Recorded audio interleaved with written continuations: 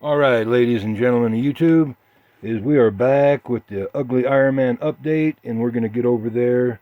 And I already got it on that micro zoom, so it's a little bit fuzzy. I'm sorry about the quality, but it gets everything where it's in focus. Otherwise, it's a little bit too. That's not too bad. Okay, it looked better before than it does now. Here we are with the pipe and all that. Is all the concrete stuff that was inside the deal that was going down, it made its way. It had like that pipe completely full, and so I dug it out, and that's what all that dust and jack is. I'm gonna go out a little bit, like round, and just use the dirt as the form and just block it off on that one side. I got a board over here. I gotta go upstairs and get my saw and just make a little dam when I pour the concrete footing, and that's just to hold the weight of the. I'm just going to use like Adobe Crete kind of mix, like this soil. I got a big pile of it outside, but or I could even rob some from in here, I guess, is where I need to lower it down. I'm going to try to go about a foot thick, so I'm going to make a nice round pad right here. This is about what it was when I lowered it down, just for the tank, the old water tank, to sit on top of this. There's here, this piece right there. There's this other piece of stainless steel. That's what made it flat on top. And but that was also what caused eventually all this copper to mess up. Is the where you see it's all kinked up and over, is the concrete that was in there. Well, I think it's in that first video. It just gave up and just crumbled back into dust. And every time it would knock, the pressure would knock, the hot water, is the coil would keep jumping up, and then it would just exacerbate the problem. It would just make it knock even harder.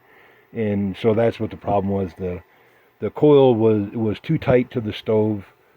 As soon as I get over here, I'll show you.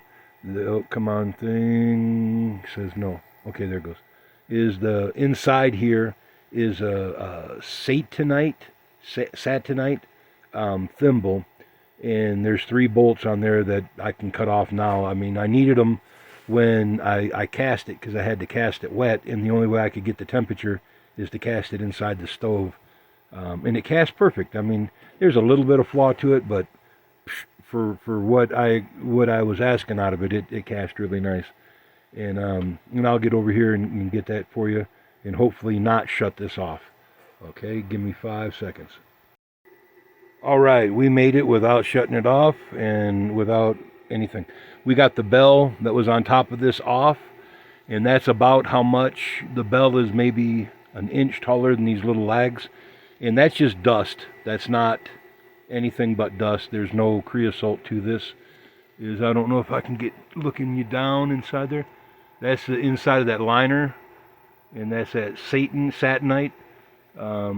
Cast really well. I got to give it that much. But it did take some abuse on this poor stainless steel. You can see the discoloration. It's fully cooked. You wouldn't want to try this with anything like mild steel. That's just stupid. I'm just telling you right now. You take my word for it or not, but attempting this with mild steel is just dumb. Like hot water tanks or anything like that. If it's not stainless steel, don't do this trick. It'd be just dangerous. It's just foolish to do that. I don't know if I can zoom up on the bottom, but this is clean, and this is the inside of the inside of the fire chamber. The thimble is in here, that satinite thimble, and is blowing flames into the top, and then they reverse and they come down the side, and then they exit down here in the bottom of the bell. But that the bell and the thimble are what actually combusted all. The gas, I mean, it's completely combusted. Now, if there's anything in the exhaust, in the next coming days, I'm going to take the exhaust at least to here. I'll open it and look out, and then on the outside I'll look up and all that, and make sure it's all good. But it's like that, is like over there. It's like what you've already seen. It's really clean. I don't know if I can get in here to open this up. Probably not where I'm sitting. It's okay. It's clean, dude. It's as clean as that inside liner right there, and that's where all the flue comes up, and then it reverses inside the bell, and this is the actual combustion chamber. That's the flue box down there where the fire makes the fuel, the smoke. Then the smoke rises.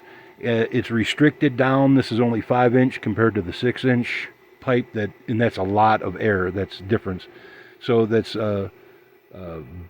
Bentinelli Venture right here. It speeds up the air, is what it is. It lowers the pressure, speeds up the air.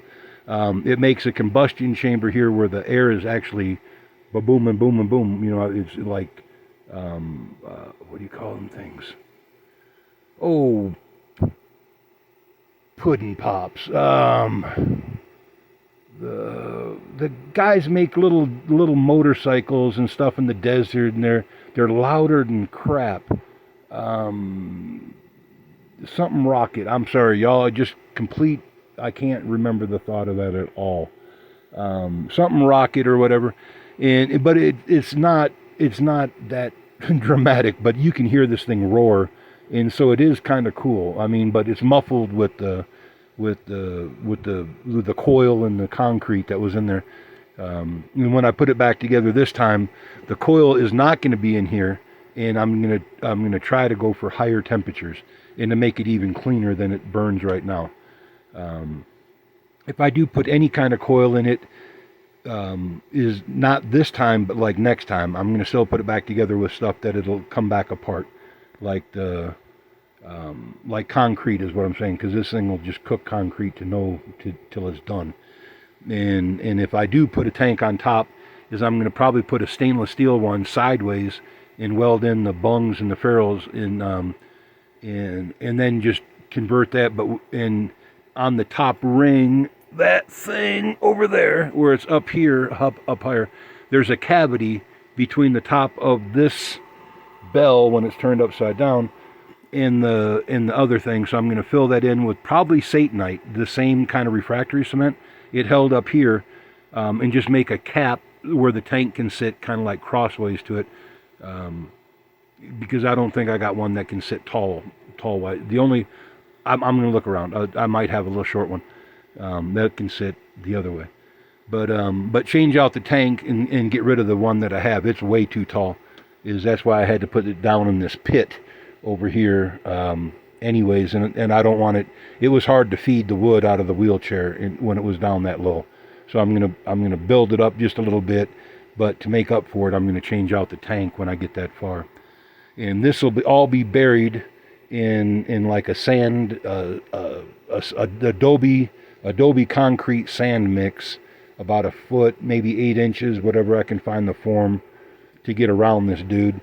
And but I'm gonna bury it in that mix all the way up, like packed earth kind of deal, and pack it in there, rammed earth, and just frame out around the door, and then the rest of it is thick as I can get, 12 inches if I can find a form that big without getting crazy. You know what I mean? I might just pick up a piece of that, the stuff that you make countertops out of,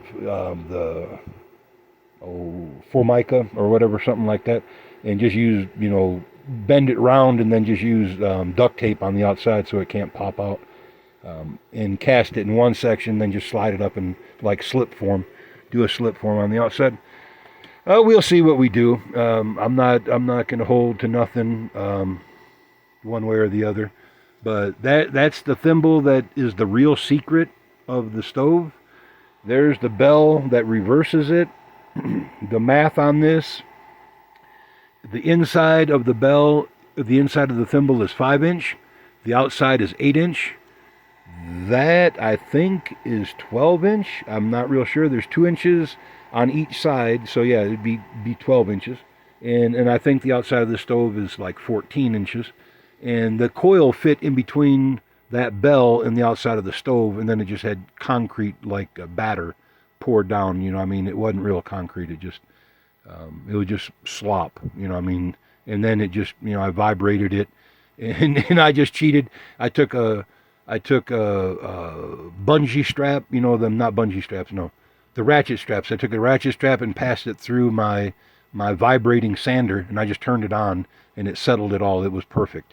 And it even when I fired it up, that's what made the casting so perfect on the, because I had to cast that wet, and I had no oven to cast that thimble in. Oops, sorry, y'all.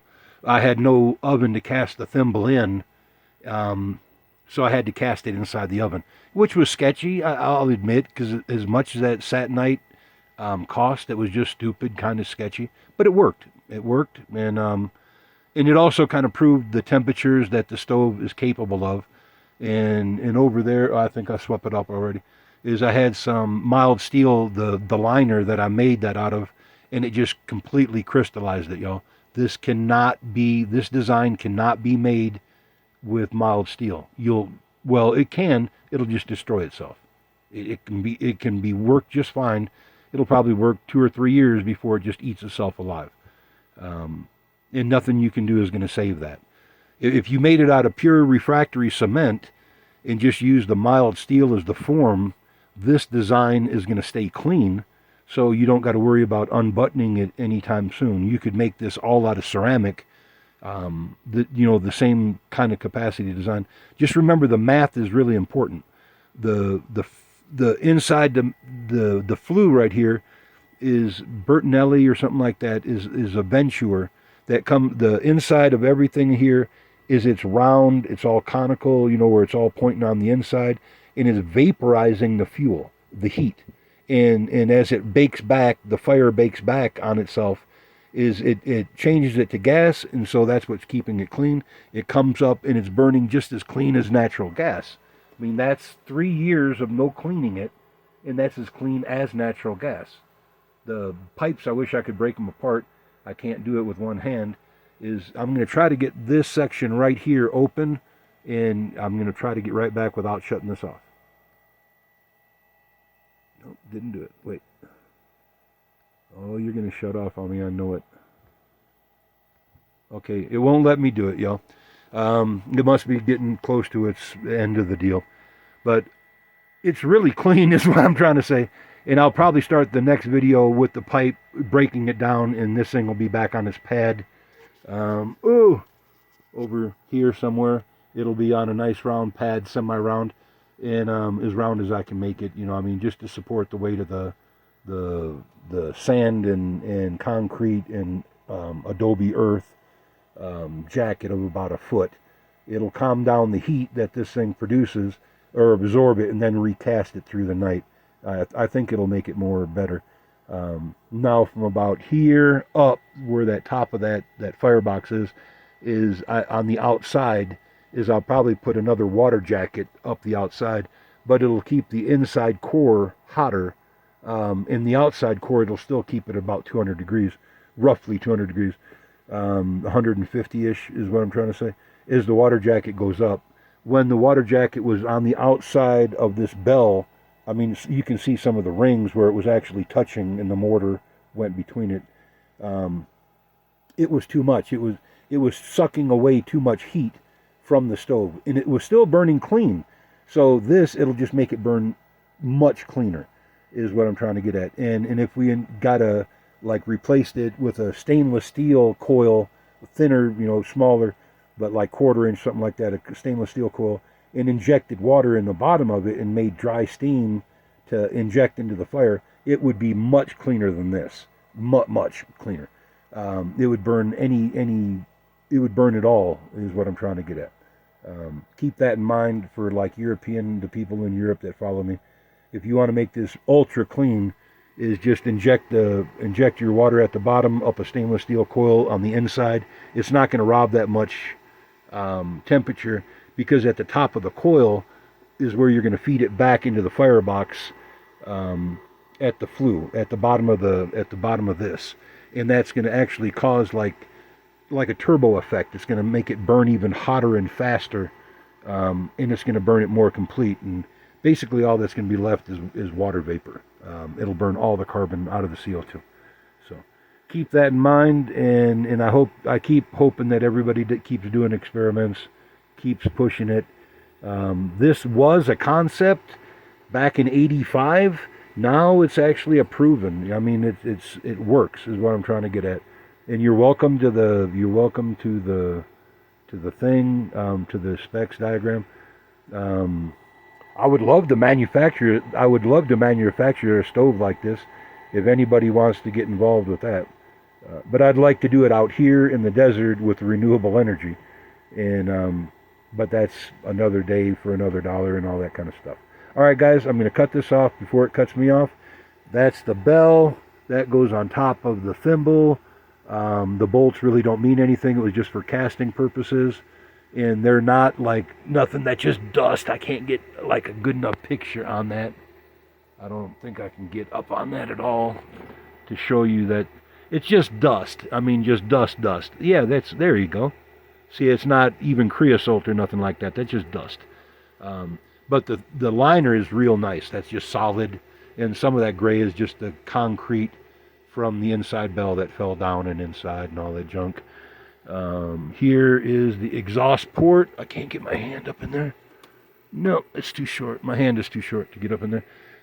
Right there is the exhaust port for all this.